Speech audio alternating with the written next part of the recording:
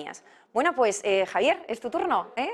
Hoy tenemos a Javier de Coca Benjumea, que es Head of Global Ecosystem de Token City, quien, bueno, pues hoy nos trae un invitado muy especial, justo pues de la Unión Europea. Me encanta el programa de hoy porque gracias al trabajo y la visión que está haciendo la Unión Europea respecto al tema de la economía tokenizada, pues da oportunidades a compañías como a Token City para poder ir abriendo un nuevo camino, ser pioneros en la innovación a nivel legal, jurídico y tecnológico. Exactamente. Muy buenas tardes, Rocío. Y eso es así. La Comisión está totalmente comprometida, o por lo menos eso es lo que vamos a pedirle a Joachim que nos explique hoy, Joachim Schwerin, con la visión de la economía tokenizada, algo con lo que nosotros estamos completamente en sintonía. Y yo creo que sin más vamos a pasar a entrevistarle ya hoy. Joachim, very welcome to the Token City space. How are you doing? Very fine, Javier. Buenas tardes, and thank you very much for having me on the show here from Brussels. It's our pleasure. Yeah, thank you for coming on. I thought it might be a good idea if you started by telling us a little bit about you, about what you're working on at the moment, and how did you get there? That is a long journey, Javier. I've been working in the Commission now for 21 years, always in the part of the European Commission that basically deals with the real economy, so businesses, enterprises of all sizes. And I started with industrial policy and competition policy. Then I entered into the area of access to finance, especially for small and medium-sized enterprises.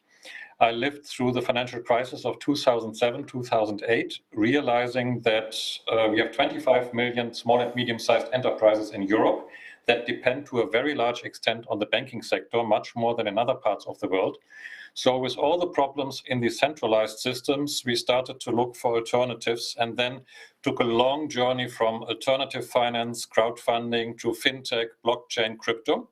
And now I'm dealing with the digital transformation of industry, as we have heard in the show before, and I'm responsible for developing the token economy in Europe, especially with regard to the use cases for industry and for small and medium-sized enterprises. So that means blockchain applications, crypto use cases in all sorts of contexts, especially in the real economy. That sounds great. I wanted to ask you, since you mentioned the beginning of your let's say your journey Yes. with the crisis of 2008, is it maybe around that time that the Commission started to, like you say, look for options? What's behind the sponsorship that the European Commission is doing in behalf of the application of blockchain to the economy? Javier, there's a very interesting moment in 2008 in the middle of the financial crisis, where within 6 weeks we had, I would say, the lowest point of the traditional system in the financial crisis when we had the insolvency of Lehman Brothers. And only 6 weeks later, the Bitcoin white paper was written, which was the starting point for all the opening of the crypto space building on blockchain. And as an economic historian, I find this coincidence very intriguing because at the lowest moment of the old system, you have the emergence of a completely new system. And for us, of course, at this moment, it was difficult to see where all of this would lead to. But we have been busy for at least 10 years now in developing indeed the opportunities that blockchain technology and alternative and digital finance offer. Because forget for a moment what you read in a lot of the press over recent years when you mainly see scandals like FTX and other things that go wrong. The bottom line is, the truth is that much of the opportunities that we see are developing and will develop much more in the future in the crypto space that is emerging, specifically as this technology is really something that creates a new, a safer, a more inclusive environment for all types of enterprises, but also for citizens. And we have seen these opportunities at a very early moment. So we have been accompanying the new business models. We have tried, first of all, as good policymakers and regulators, to understand what is going on before we regulate. And then we have started building all sorts of support activities, skill development, education, financial support, but especially also then regulatory novelties. So we have created a framework which is called the Markets in Crypto Assets Regulation, the MiCA regulation, which has been adopted and which will enter into force probably in 2024, which will set a rather liberal framework for the development, issuance, trade, etc. of crypto assets in a very broad sense. And in that regard, we are, I would say, globally speaking, the most advanced big economic space in this area. Spain, of course, Javier, has a very large number of innovative startups, which are especially suited for this type of new finance, but also for the opportunities that blockchain can offer in a broader space. And therefore, I think that especially also for companies in Spain, but generally in Europe, this is a very interesting development. Agreed, completely agreed. You mentioned FTX, cryptocurrencies and so on. Maybe it would be good if you could delve a little bit into the fact that what we are dealing with, Token City, you in particular with the Commission, I mean, with another set of regulations, which is the pilot regime. Yes. Let's say that we are talking not only with MiCA, which is for cryptocurrency, but also with the pilot regime, which is for tokenized assets, what we do at Token City. I mean, it's the same technology, it's a different world, so to speak. What can you tell us about the pilot regime? The pilot regime forms a very important part of a legislative package that we adopted about 2 years ago, which is called the Digital Finance Package. And the Digital Finance Package is a regulatory move with a new framework that basically takes a bottom-up approach in order to enable companies like Token City and many others to offer better services for enterprises, for small and medium-sized enterprises, for startups in order to engage with investors to scale their businesses. So while the MiCA regulation sets a regulatory framework more in the traditional sense, the pilot regime that you mentioned is a sort of co-learning space where the regulators and the platforms can come together in order to develop this space together, in order to experiment, in order to have a more liberal but safe space to try out new forms of financial instruments built on a blockchain in the form of tokenized crypto assets, and then to see what are the practical issues, how can we improve our services, how can we generate efficiencies, but indeed accompanied by the regulator and not left alone. So in a way, it is a limited experiment. And I know that there are also some voices that say it doesn't go far enough, but it's a huge step forward in the sense that whereas now in the traditional capital markets, we have a number of established platforms, we enable now these platforms, but also new competitors in the space to offer to trade crypto assets and to do that in a safe and controlled manner. And this is something which I think addresses the main point, which is not only the technology, which is not only the use cases, but which is the learning that you need to make. This is, at the end of the day, a technology that only emerged, as we just saw, about 13, 14 years ago. And innovation is extremely fast in this space. So you always need to take a balance between moving extremely fast forward on the one hand side to have the opportunities, but at the same moment to have a sort of controlled experiment and also contain the risks. And this balance is what we try to achieve in this pilot regime, where basically within a limited number of years and with a limited size of exposure, financial exposure, we can have controlled experiments on issuing new types of financial instruments on a blockchain. Completely. Yeah, I wanted to just maybe clarify or have say a little caveat that the limitations that you mentioned probably apply to the bigger corporations. In fact, the pilot regime does favor small and medium companies, which is, I think, a very, like you say, a bottom-up approach that's very welcome in the space. But coming back to the vision of a tokenized economy, I think we've probably gone through two of the main pillars. It's the MiCA regulation with crypto that does affect, let's say, the tokenized asset world. There's also the pilot regime. Is there anything else actually currently going on in the short term that the Commission is doing to favor the tokenized economy? Yes, there's a lot of activities going on in parallel, and while finance is an extremely important part, at the end of the day with Bitcoin, all of the blockchain movement, the crypto movement started in the financial space, but the main applications of blockchain will in the future probably lie in the real economy. And apart from what I mentioned on finance, on education and skills, we have a number of platforms for use cases that we're currently developing in Europe. And I will give you one example. We are working on an infrastructure to detect fake products. 7% of our imports of goods into Europe are fake products, which causes a lot of harm to consumers, but also, of course, to the manufacturers. And you can ensure on the blockchain the integrity and the originality of a product that has been produced somewhere when it comes through the value chain into Europe and is then being sold and traded. And this system has been in emergence for the last 5 years. We have moved forward last year by selecting a use case, which we are developing in the next 2 years, to basically have a decentralized open source blockchain platform that will, in the form of digital twins, accompany all sorts of products in value chains until the point where they are sold in order to ensure that these products are not fake.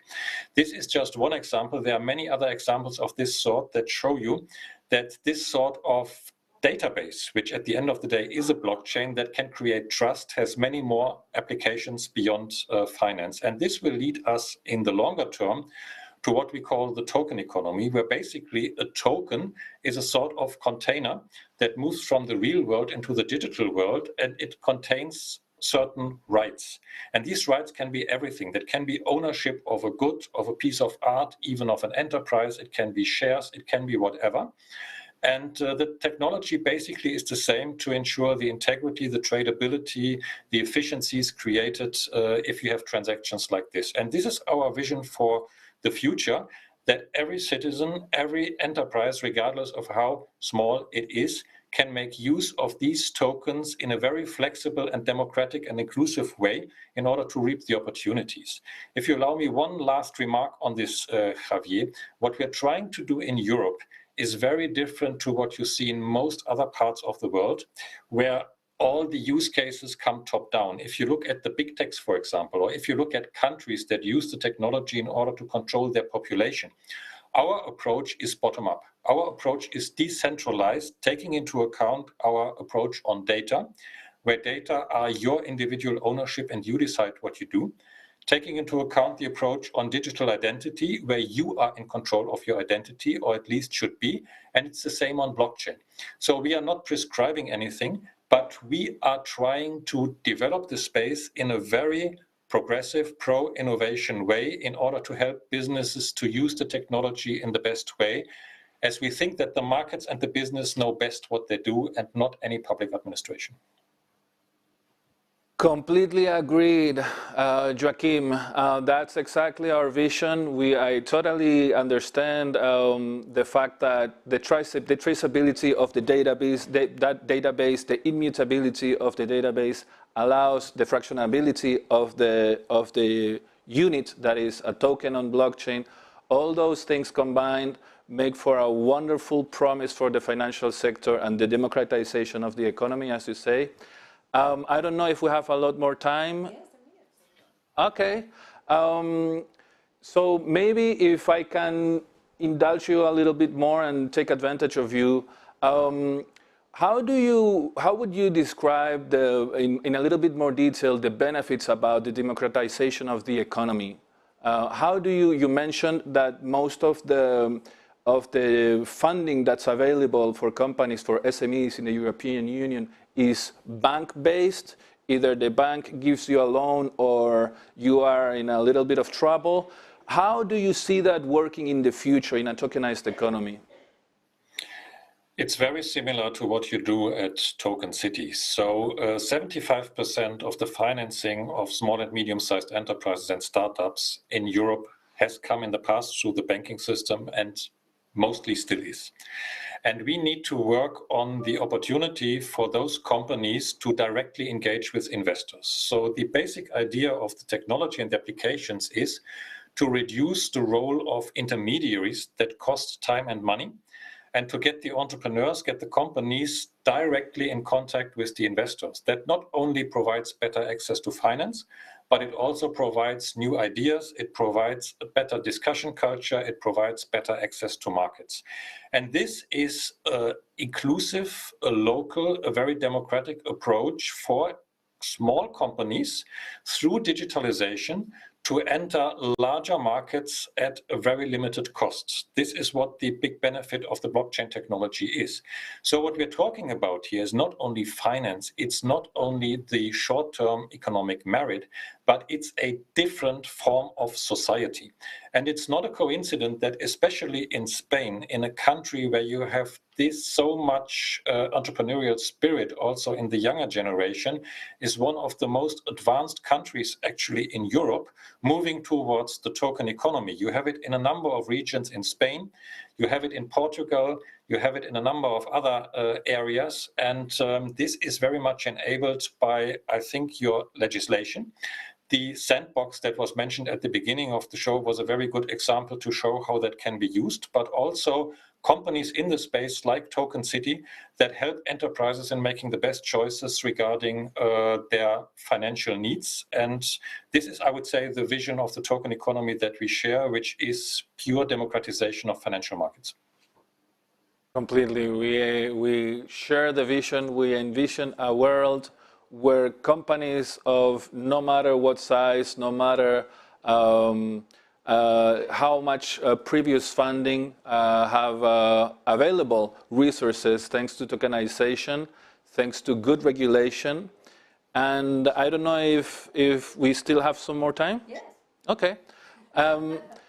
Regarding the advantages of blockchain, staying on that, there's one aspect of it that I think we will touch on with extensively in time, which is the fact that we can fraction an asset in a way that we cannot do today. How do you imagine a world, if I may for a minute, there's some hypothesis that in the future, for example, when we have real, how do you say, virtual worlds, right, mixed with artificial intelligence, and imagining a layer of blockchain below where transactions can be made, the possibilities seem endless. That would be like the vision of the end game. But right now, today, we have some things that are in comparison very small, but also very revolutionary, like the fact that, oh, I can now own a fraction of a house or a building, right?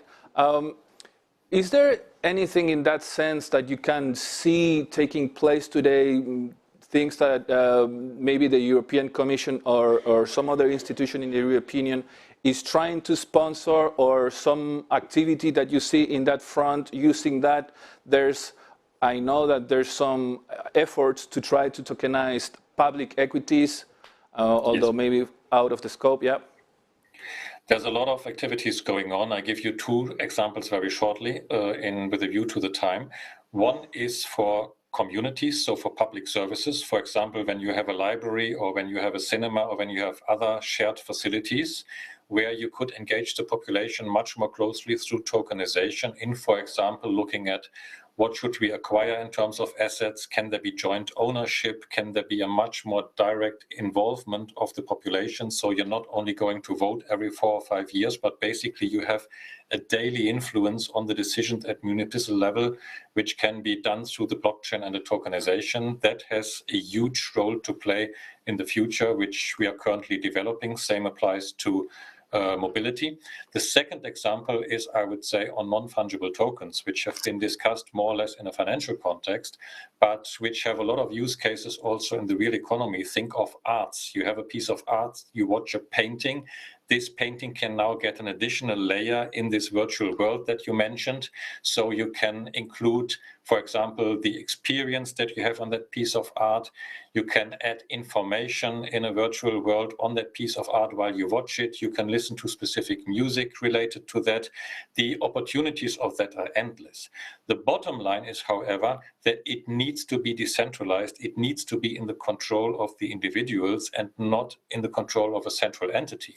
Because while the technology offers a lot of opportunities, of course, it is very important that it is ensured that data are kept safe at the level of the individual, and that not, for example, the state creates a huge system where technology is abused in order to track all your movements and to control you, like is being done already in some countries that we know very well outside Europe.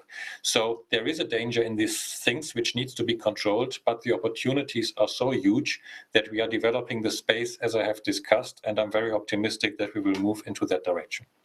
I have to say, Joachim, thanks to the European Union, we have a lot of regulations that protect the European citizenship in many domains. I don't know, communications, nutrition and foods, and so on. I'm very confident that the same will be with blockchain technology. We will be protected to be able to reap the full benefit without having to fear, you know, some kind of dystopian states. So I think maybe we are now at the end of our time. Joachim, it was a pleasure to talk to you. Thank you so much for coming on, and we'll keep the discussion. Yeah, thank you, and we will keep the discussion ongoing. Take care. Take care, and we'll keep the discussion ongoing. Have a good evening. Thank you very much. You too. Bye bye. Bueno, Javier, es un verdadero placer tener economistas